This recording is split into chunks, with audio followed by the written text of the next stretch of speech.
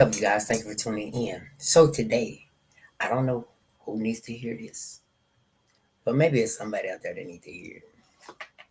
And we're gonna be talking about minding your business and stuff like that, and it's not being funny with anyone or any who. Okay, so but I want you to understand that when we get into this, I want you to understand that what I'm talking about, and you'll get the point what I'm talking about. So if you're spending your time minding my business instead of minding your own business, you're only blocking your own progress in life. Too many people waste energy watching others, what they're doing, how they're living, what success they're reaching, when the same energy could be used to build something meaningful for themselves. You understand what I'm saying?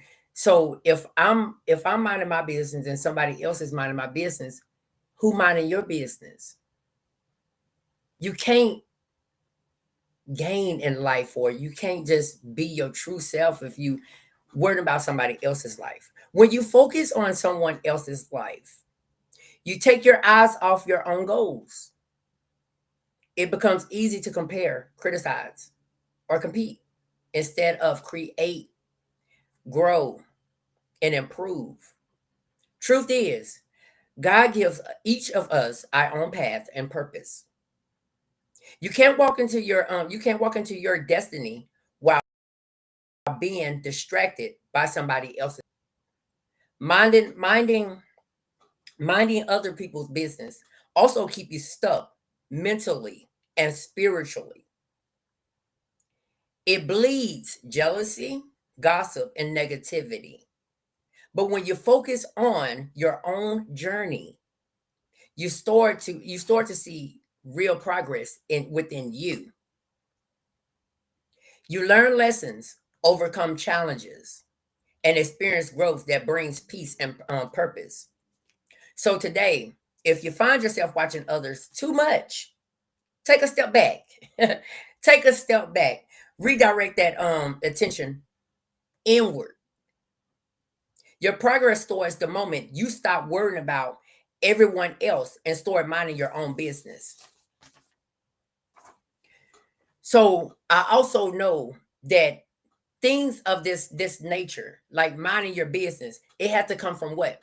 You have to change your mindset and start seeing life from a different perspective. And all and it all begins with understanding why you want to change. You want to change that. You can't grow in life, you can't progress in life if you're watching my life. You understand what I'm saying? You can't grow like that. So go back to that why you want to change. You want to first off, you want to change, stop watching me. That's what you want to change. You want to change, stop watching me. Without knowing your why,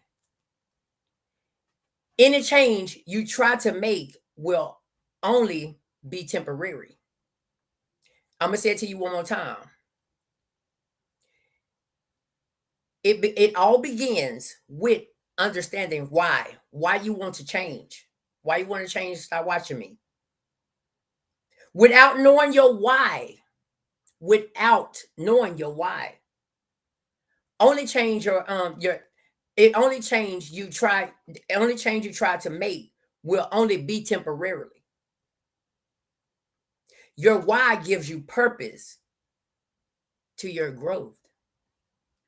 It keeps you focused when things get hard, and it is motivated when you feel like giving up.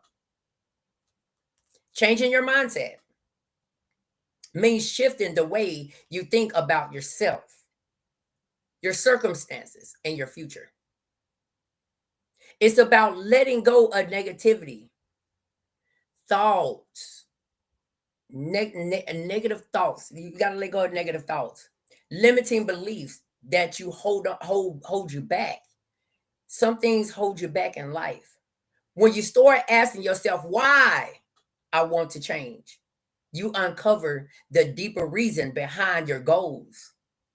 Maybe you want peace instead of chaos, healing instead of pain, growth instead of staying stuck. Whatever your why is, that's the foundation that helps you build a better version of yourself. Once your mind changes, your life begins to allow it to I mean, your life begins to follow. Okay, you start speaking differently, acting differently, and surround yourself with better energy. Change doesn't happen overnight. Always remember that. But it starts the moment you decide that your why is stronger than your excuses. Your why is stronger than your excuses. Okay.